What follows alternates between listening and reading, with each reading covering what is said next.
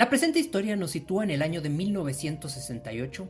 donde una niña de tan solo 11 años de edad era juzgada y condenada por la muerte de dos pequeños de 3 y 4 años. Un caso que algunos describieron como un asesinato involuntario y cuya autora de estos actos sería Mary Flora Bell. Mary nació el 26 de mayo de 1957 en la localidad de Corbridge del condado de Northumberland, en el Reino Unido. Su madre Betty ejercía la prostitución desde que era una adolescente, quedando embarazada de Mary a los 14 años. Las actividades sexuales que realizaba mayormente su madre, y de las que Mary fue testigo desde que era una niña, incluían el sadomasoquismo y estrangulamiento. No obstante, la urgencia de Betty por cubrir su alcoholismo y necesidades relacionadas al dinero la llevó a ofrecer a Mary a sus propios clientes cuando ésta tenía alrededor de 4 o 5 años de edad. Debido a este tipo de abusos, la pequeña comenzó a tener problemas de enuresis nocturnas, llegando al grado de no querer ir a dormir, pues cada que mojaba la cama, su madre le restregaba el rostro contra esta a manera de castigo. De esta manera, los abusos contra Mary no se limitarían únicamente a lo sexual, puesto que su madre también solía golpearla al punto de casi quitarle la vida, e incluso en diversas ocasiones, Mary llegó al hospital por problemas estomacales debido a la malnutrición que la pequeña presentaba. En otra ocasión, mientras Mary se encontraba jugando, resbaló de un segundo piso, cayendo de este y lastimándose gravemente, a lo que su madre, a manera de reprimenda, comenzó a estrangularla de manera violenta. Todo este tipo de violencias y conductas disruptivas por parte de su madre, quien cabe señalar sufría un trastorno de bipolaridad, comenzaron a generar en Mary comportamientos violentos, actitudes mitómanas, conductas explosivas en las que de un momento a otro se lanzaba agresivamente contra sus compañeros, al punto de que llegó a ahorcar a algunos de estos. Como era de esperarse, ninguno de los niños quería jugar con ella, por lo que Mary presentaba conductas muy marcadas de aislamiento, pues incluso ella no deseaba relacionarse con ninguno de sus compañeros. Además, la única amistad que Mary pudo desarrollar cuando tenía 4 años fue la de una niña que perdió la vida justo enfrente de Mary cuando fue arrollada por un autobús.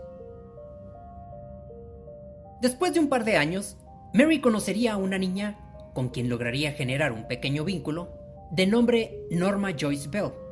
con quien, pese a compartir apellido, no tenía ningún tipo de relación familiar, pues ésta solo vivía al lado de Mary cuando se había mudado a vivir a Newcastle, Inglaterra.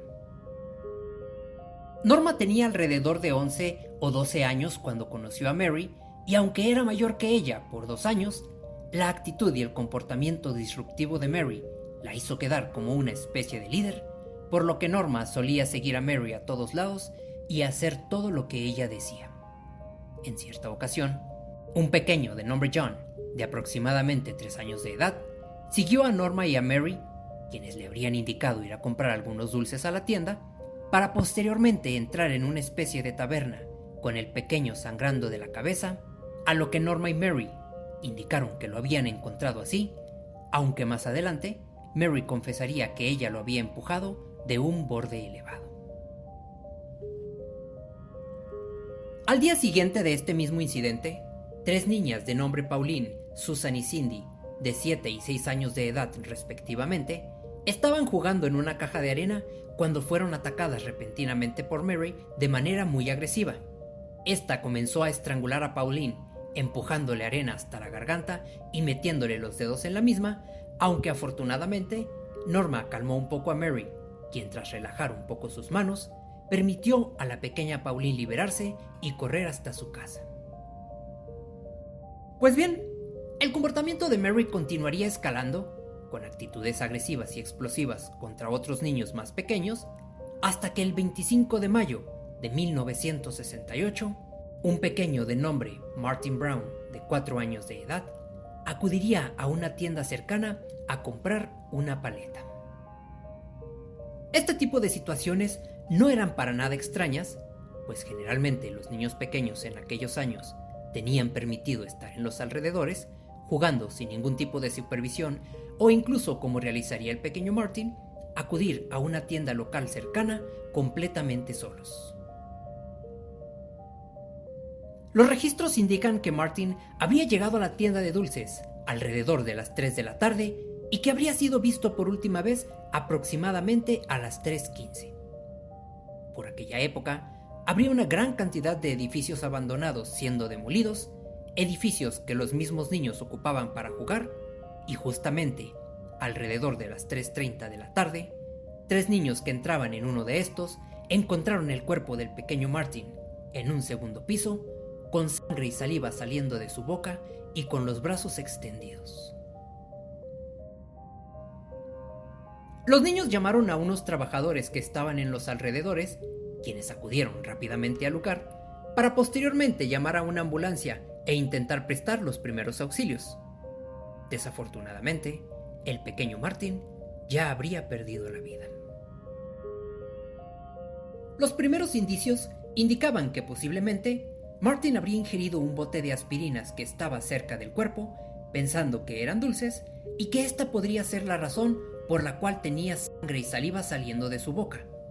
Sin embargo, esta teoría fue descartada por los médicos al no encontrar rastros de medicamento en su organismo tras la autopsia correspondiente. Otra teoría apuntaba a que pudo haber caído de las escaleras, situación que ya habría experimentado cuando era más pequeño, pero esta teoría también fue descartada al no presentar contusiones. Finalmente, no lograron determinar una causa exacta de muerte, por lo que simplemente indicaron que fue un accidente o una muerte por causas naturales. La comunidad de aquel lugar estaba molesta con el gobierno por la numerosa cantidad de edificios abandonados y comenzaron a exigir que estos fueran derribados lo antes posible para evitar más situaciones como esta. Entre la comunidad que se manifestaba, al frente de todos se encontraba Norma y particularmente Mary, sonriendo y riendo fríamente. Después del suceso de Martin, Mary acudiría en un par de ocasiones a su casa y hablaría con su mamá, preguntándole entre risas cómo se sentía, si extrañaba a su hijo y si ésta lloraba por él. Asimismo, le indicaría que deseaba ver a Martin, a lo que la madre del pequeño le indicó que eso no era posible porque su hijo estaba muerto. Sin embargo, Mary entre risas indicaba que lo sabía y que lo que quería ver era el cuerpo del pequeño en el ataúd. Después de esto, extendió una enorme sonrisa, a lo que June, la madre de Martin, simplemente cerró la puerta. Poco después de estos hechos, la policía encontró en una estación de enfermería, que había sido vandalizada, un par de notas que Mary y Norma habían escrito, en las que indicaban que ellas habían asesinado a Martin Brown y que volverían a cometer otro asesinato. No obstante, la policía pensó que esto se trataba de una broma de mal gusto, por lo que decidió ignorar las notas. Pues bien, tal cual se había advertido, un par de semanas después del primer asesinato, el 31 de julio de 1968, un pequeño de nombre Brian Howie de 3 años de edad se encontraba jugando con su perro en la calle. Después de un par de horas, su madre lo llamó para cenar. Sin embargo, Brian no atendió al llamado. Preocupada, su madre comenzó a buscarlo por el vecindario y un par de vecinos se unieron a la búsqueda. Entre estos vecinos se encontraban tanto Norma como Mary, quien particularmente iba brincando, bailando y cantando mientras buscaba al pequeño. La familia Howie no tuvo éxito en su búsqueda, por lo que alertaron a las autoridades, y no sería sino hasta alrededor de las 11 de la noche que encontrarían el cuerpo del pequeño cerca de su casa, cubierto de hierbas, con moretones y rasguños alrededor de su cuello, marcas de estrangulamiento y sangre saliendo de su boca. Estos hechos indicaban absoluta evidencia de que se trataba de un homicidio, por lo que un detective comenzó a comparar las similitudes con el caso de Martin. Asimismo, declaró que las heridas en Brian no habían sido realizadas por un acto de agresión o violencia, sino que se asemejaban más a heridas hechas por curiosidad y como parte de un juego. Pasadas 24 horas, el investigador había entrevistado a cientos de personas, entre estos a Mary y a Norma, quienes llamaron particularmente la atención del investigador por sus respuestas incompletas, evasivas y poco claras. Además, ambas cambiaban continuamente su versión de los hechos y solo estaban sonriendo y jugando como si el detective estuviese bromeando. Después de un par de entrevistas a ambas, Mary repentinamente indicó al investigador que recordó ver a Brian jugar con otro chico y que este chico tenía en sus manos unas tijeras, las cuales describió perfectamente. Sin embargo, el detective no había revelado información alguna sobre el arma que habían usado para hacer los cortes en el corte del pequeño, por lo que solo ellos y el atacante podrían poseer esta información. Asimismo, Mary también indicó que ese mismo día del crimen había visto al mismo chico en el aeropuerto con su familia y que posiblemente jamás podrían encontrarlo. Un par de días después, el investigador volvió a entrevistar a Norma, quien indicó que entre las 2 y 5 de la tarde había estado jugando con sus hermanas, aunque muchos niños habían señalado haberla visto jugando con Mary. Cuando el investigador le indicó la versión de varios niños, ella cambió su versión afirmando que sí, se encontraba con Mary y que después ella la había llevado a ver al pequeño Brian.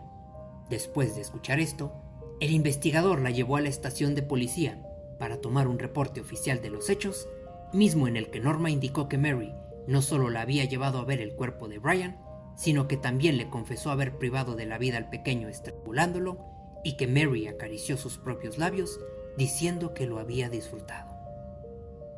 De la misma manera, mencionó que Mary le mostró una navaja de afeitar que había usado para hacer algunos cortes, misma que escondió debajo de unos bloques en la escena del crimen, a lo que el detective le pidió indicarle dónde estaba exactamente esta arma, por lo que acudieron al lugar donde el cuerpo fue encontrado y tras revisar un par de bloques, encontraron justamente la navaja de la que Norma les había hablado para finalmente regresar a la estación y terminar de llenar el reporte completo. Alrededor de las 12 de la mañana, en la madrugada del 5 de agosto, los policías acudieron a la casa de Mary, quien se encontraba sumamente exaltada y agresiva, amenazando con llamar a un abogado por llevársela sin más. Sin embargo, cuando el detective le indicó que habían encontrado la navaja entre los bloques y que Norma había confesado la verdad, esta amenazó de muerte tanto a Norma como al detective. No obstante, la confesión de una niña de 13 años no era razón suficiente para detener a Mary, por lo que se le permitió retirarse a ambas. El detective volvería a detener a Mary y a Norma, pues este temía de que volvieran a cometer otro acto como este, ya que durante el funeral del pequeño Brian, Mary estaba un poco distante, mirando fijamente el ataúd, riendo fríamente y frotando sus manos en señal de un goce personal. Al llevarlas a la estación, ambas culpaban a la otra del delito, Norma sosteniendo su versión de los hechos y Mary indicando que Norma estaba enojada y gritándole, por lo que había decidido liberar su ira contra el pequeño. Posteriormente, cuando el detective tocó el tema de Martin Brown y las notas de la estación de enfermería, Mary indicó que sí, habían sido ellas quienes habían vandalizado, pero que Norma era la autora de los crímenes. Como medida preventiva, el investigador encerró a ambas en una celda, para posteriormente solicitar en la escuela algunos cuadernos de las dos chicas y comparar las letras con las notas encontradas en la estación de enfermería. Esta investigación determinó que las notas habían sido escritas por ambas, Mary escribiendo algunas letras y Norma otras, en un intento de despistar a la policía. Sin embargo, las cosas comenzaron a apuntar poco a poco hacia Mary, cuando en su cuaderno encontraron una historia sobre el día en que Martin Brown había muerto, historia en la que Mary escribió que vio a una multitud afuera de un edificio y que al preguntar qué había sucedido, le indicaron que había el cuerpo de un niño. Al final de esta historia, Mary realizó el dibujo de un niño, un trabajador y un bote de tabletas. Curiosamente, el dibujo del niño estaba en una posición muy similar a como había sido encontrado el cuerpo de Martin. Además, el detalle de las tabletas fue más intrigante aún, pues jamás se había revelado este hallazgo públicamente. Otro aspecto que señalaba a Mary como la culpable era que había acudido a casa de los Howe e indicado a estos que Norma había asesinado a su hijo estrangulándolo agresivamente. Pero nuevamente, los detalles de la causa de muerte no habían sido revelados al público en general, manteniéndose como parte de la investigación. Aunado a esto, encontraron fibras del vestido de Mary en la escena de ambas víctimas y fibras del vestido de Norma cerca del cuerpo de Brian. Pues bien, el 5 de diciembre de ese mismo año iniciarían el juicio contra ambas, aunque la mayoría de las personas apuntaban hacia la culpabilidad principalmente de Mary. Además, la conducta de su madre tampoco fue de ayuda, pues ésta sollozaba intencionalmente y de manera fuerte para ser vista por las personas, e incluso salió furiosa del juicio en determinado punto, para más adelante regresar al mismo de forma dramática con una pésima actuación. Por otro lado, la familia de Norma era más cálida, pareciendo genuinamente sorprendidos cuando se presentaron las pruebas, con un miedo y una nerviosidad notable, mientras que Mary parecía una chica muy brillante, con respuestas muy ingeniosas ante las preguntas de la corte y sin titubeos, mientras que Norma estaba dominada por el miedo e intimidada por la situación. Asimismo, debido a la excitabilidad emocional que Mary presentaba, fue examinada por varios psiquiatras, quienes llegaron a una misma conclusión, indicando que Mary presentaba desviaciones psicopáticas. Finalmente, el 14 de diciembre, se dictaminó que Norma había sido manipulada por Mary, quien sí fue declarada culpable por homicidio involuntario de 2 pequeños, pero en responsabilidad disminuida debido al trastorno mental que la pequeña presentaba. De la misma manera, Mary no sería enviada a un hospital psiquiátrico, dado que estos no estaban preparados para mantener pacientes de este tipo, por lo que sería enviada a una unidad de internamiento juvenil indefinidamente. La madre de Mary la visitó en múltiples ocasiones en la unidad de internamiento, situación que generaba emoción en Mary, aunque después de estas visitas, esta actuaba nuevamente de manera agresiva. Asimismo, su madre lucró enormemente con la historia de su hija, vendiéndola a diversos medios de comunicación, a la par de que exhortaba a Mary a escribir cartas y poemas que ella tomaba y vendía, consiguiendo un aproximado de 50,000 libras. En una de estas cartas, Mary pedía a su madre indicarle al jurado que no era culpable de lo que se le había imputado, sino que la verdadera culpable era ella misma por todos los traumas que le causó de pequeña. No obstante, en una entrevista realizada a su madre, esta modificó un poco la historia, solicitando que liberaran a su hija, dado que su actuar posiblemente se había debido a las peleas y conflictos que ésta había tenido con su esposo cuando Mary tenía 5 años. Un par de años después, Mary sería enviada a una prisión abierta, con mínima seguridad y mínima supervisión, donde los reos pueden ir libremente a trabajar fuera de las instalaciones y caminar libremente sin barrotes. Sin embargo, en 1977, a la edad de 20 años, Mary escaparía de aquí, aunque sería detenida a la brevedad y castigada con 28 días sin privilegios. Finalmente, en 1980, a la edad de 23 años, Mary fue puesta en libertad, bajo una identidad completamente anónima y protegida, para que pudiera llevar su vida lo más normal posible. Se sabe que en 1984 Mary tuvo una hija, a quien también se le dio el anonimato, y quien no supo nada de la vida de su madre, sino hasta la edad de 14 años, cuando Mary fue descubierta por la prensa, viéndose obligada a huir por la noche y siendo ubicada por las autoridades en un nuevo lugar. Finalmente, el último dato del que se tuvo algún registro conocido fue que se convirtió en abuela alrededor de los 51 años, y aunque no se sabe más al respecto de la vida de Mary, de seguir con vida, estaría próxima a cumplir 69 años. Como dato curioso, Mary fue entrevistada a escondidas durante un tiempo por una escritora de nombre Gita Sereni, y en 1999 se publicó el libro Christ Unheard, Why Children Kill, en el que se cuenta la vida y los abusos que pasó Mary durante su infancia. Si te ha gustado este video, los invito a unirse a esta pequeña comunidad, a dejar su like y los invito a realizar una reflexión al respecto de este caso. Asimismo, les dejo un video sobre otro niño, víctima de abusos durante la infancia, que actuó de una manera muy similar a la de Mary en un contexto distinto. Y al igual que en aquel video, les comparto. Las marcas de abandono, en un mundo que jamás fue seguro para un niño, ¿explican el origen de la violencia o solo reflejan una realidad que jamás debió normalizarse? Yo soy Franco y les deseo una excelente noche.